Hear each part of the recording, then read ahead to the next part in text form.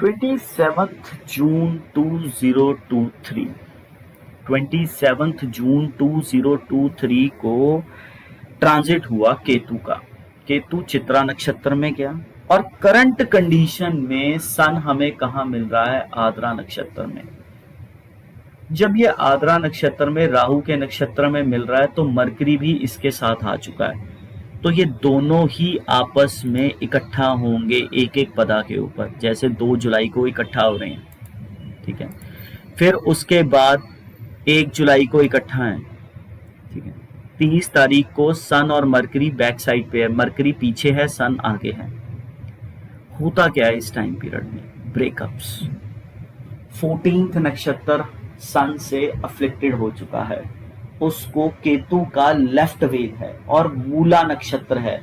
मूला नक्षत्र मतलब बाल की खाल उधेड़ देना। आपने ध्यान रखना है कि आपने 27 जून से लेके 6 जुलाई शाम को 5:19 तक अपने रिलेशनशिप को संभाल के रखना है, खासकर यंगस्टर्स। कोई ना कोई मिसअंडरस्टैंडिंग, ईगो में आप अपने पार्टनर को खो बैठोगे। ऐसी कोई हरकत मत करना कि आप अपने पार्टनर से अलग हो जाओ। क्यों? क्योंकि वो पुनर्वास कर लेगा। पुनर्वास कैसे करेगा? क्योंकि सूर्य जब 6 जुलाई को शाम को 5:19 पे आगे मूव कर जाएगा तो ये पुनर्वास कर जाएगा, ठीक है। तो पुनर्वास रीहैब हो जाता है एक तरीके से, moving to the next person, which is something problematic in terms of relationship। तो आपने करना क्या है इस टाइम पीरियड में? कोशिश करनी है कि कोई लड़ाई झगड़ा, कोई मिसअंडरस्टैंडिंग होती है तो शांत रहना। सन राहु के नक्षत्र में, मरकरी इतनी स्पीड पे चल रहा है तो ये बददिमागियां देता है, बेवकूफियां देता है। आपके पार्टनर बेवकूफियां कर रहे हैं तो बर्दाश्त करो, पर ब्रेकअप कंडीशन पे मत आओ। क्योंकि 14th नक्षत्र में होता क्या है? Divorce with in 10 days of marriage. With in 10 days of marriage divorce को क्यों बोला गया है? इट इज लाइक दैट, किसी भी पर्सनल इशू से सिस्टम बन जाता है, ब्रेकअप्स हो जाते हैं, सारे सिस्टम में खराबी हो जाती है, मिसअंडरस्टैंडिंग्स क्रिएट हो जाती हैं। फैमिली ने कुछ बोल दिया, अब जैसे किसी भी पर्सन का 14th नक्षत्र अफ्लिक्टेड है और उस पे कोई मेलेफिक प्लैनेट ट्रांजिट करता है तो आपका ब्रेकअप होना ही होना है। चाहे आप कितनी बड़ी मर्जी सेलिब्रिटी हो, आपने जिंदगी अकेले ही बितानी है, आप नहीं रिलेशनशिप में रह सकते।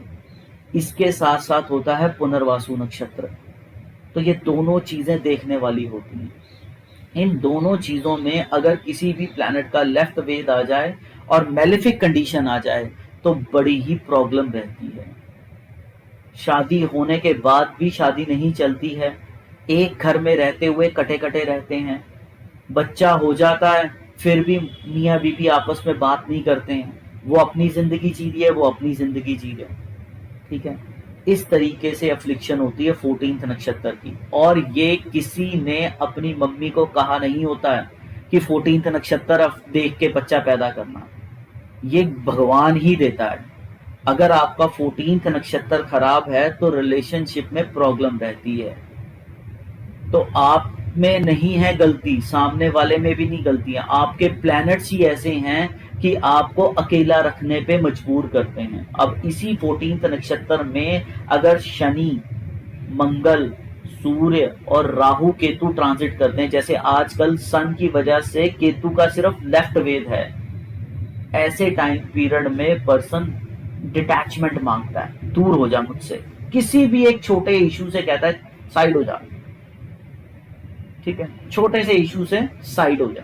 सन राहु के नक्षत्र में है तो ईगो जगा देता है, अननेसेसरी ईगो जगाएगा, आत्मा को मार देगा। मरकरी साथ में कंबस्चन क्रिएट करता है, दिमाग नहीं काम करने देगा।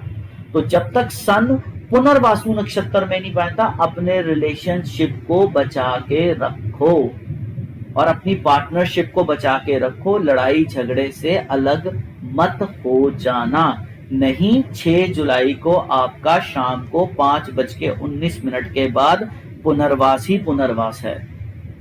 तो प्रोटेक्ट योर रिलेशनशिप। ठीक है जी, इस पे ध्यान देना।